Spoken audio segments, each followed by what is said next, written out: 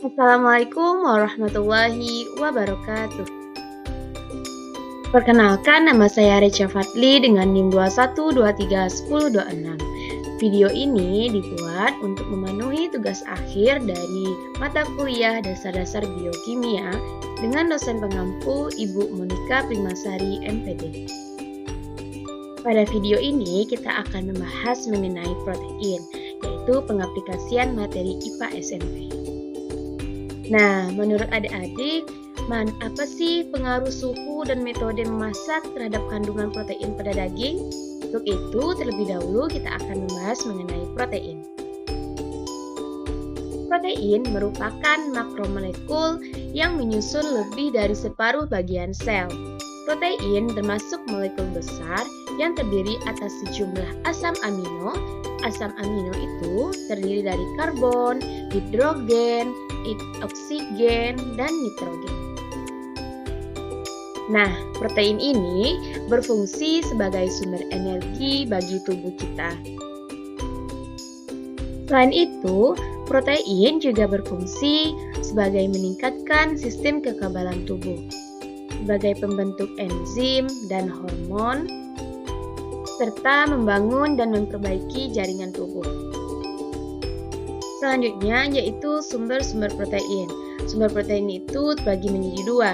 Yang pertama ada protein hewani.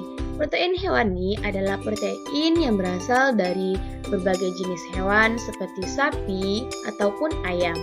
Lalu ada protein nabati. Protein nabati adalah jenis protein yang berasal dari tumbuhan seperti kedelai.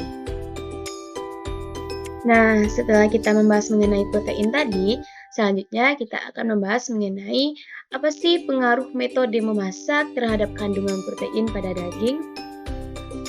Yang pertama ada metode pemanggangan.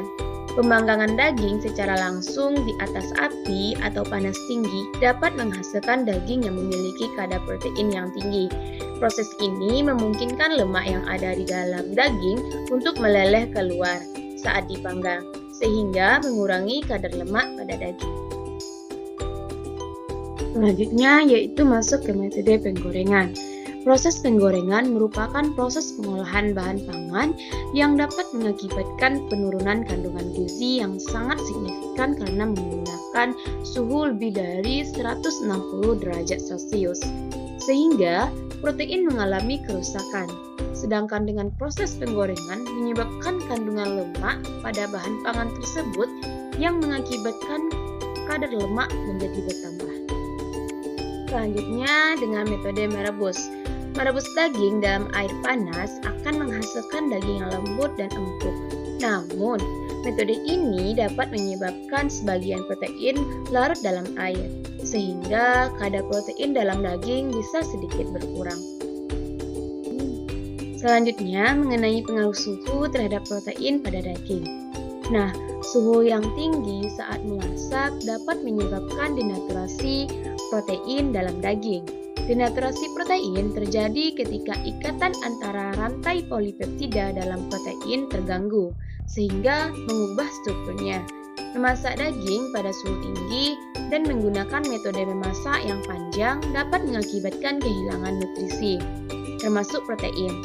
Sejumlah kecil protein dapat hilang atau rusak selama proses memasak, dan ini dapat mempengaruhi nilai gizi pada daging.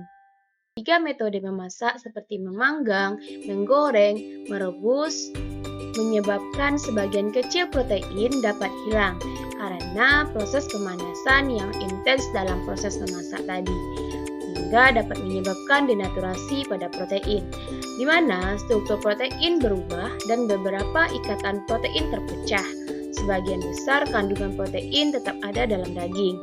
Jika daging terlalu lama terpapar panas yang tinggi, maka sebagian kecil protein akan hilang dan rusak.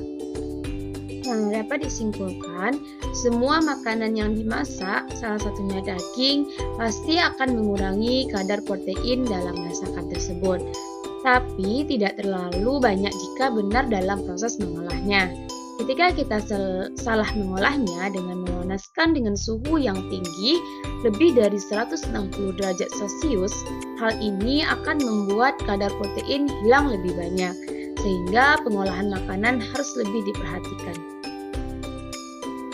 Baiklah, sekian video pembelajaran dari saya. Semoga bermanfaat. Assalamualaikum warahmatullahi wabarakatuh.